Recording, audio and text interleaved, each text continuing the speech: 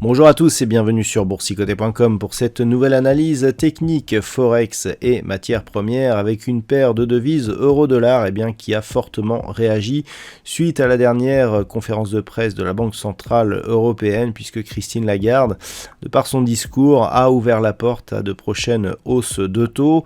Certains consensus parlent même de 2 hausses de taux d'ici la fin de l'année 2022, ce qui a provoqué ici une belle hausse de la paire de devises euro-dollar.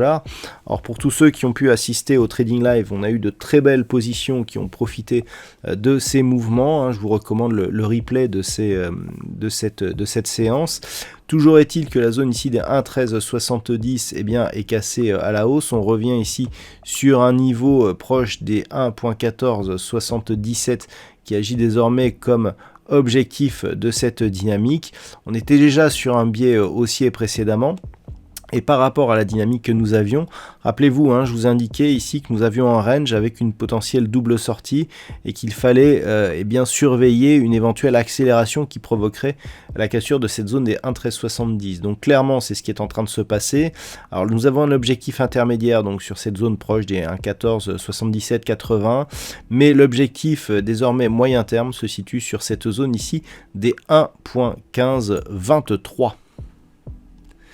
Sur la paire de devises livre sterling contre dollar américain, nous avons eu là aussi une dynamique qui est restée haussière. Dans un premier temps, la zone ici des 1,3580 jouait comme une résistance ici avec les cours de cette paire de devises, mais suite à une phase de consolidation, nous avons connu une nouvelle accélération avec donc une rupture de cette zone des 1,3580.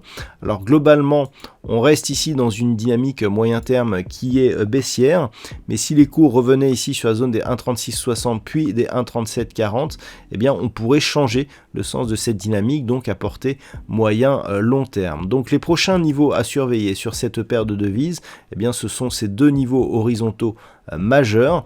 Par contre, un retour ici des cours sous 1,3580 commencerait à invalider cette anticipation plutôt haussière.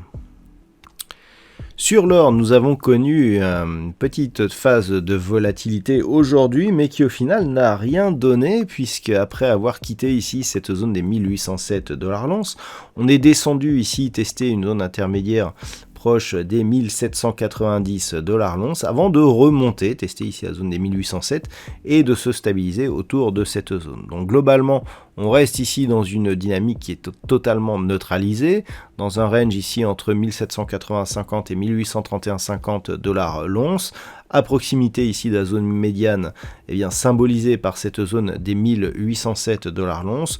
Donc malgré un regain de volatilité, on reste neutre sur l'évolution du métal jaune à court terme.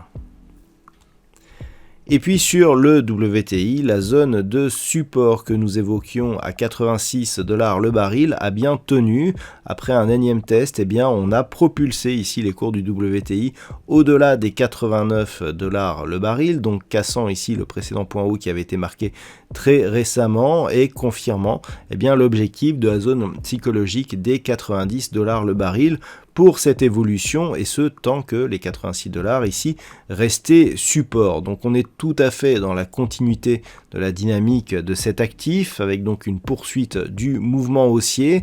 La zone des 90 $ le baril pourrait être atteinte avant la fin de la semaine, si par exemple le NFP venait aider un petit peu les cours avec un affaiblissement un peu plus fort du dollar. On sait que le WTI actuellement est dans une belle dynamique haussière qui est encore confirmée aujourd'hui. Voilà donc ce que l'on peut dire sur l'analyse technique de ces principaux actifs Forex et matières premières. Je vous souhaite de passer une bonne soirée. On se retrouve dès demain pour un nouveau trading live qui couvrira le NFP à partir de 14 h et pour toutes les autres analyses techniques du site boursicoté.com.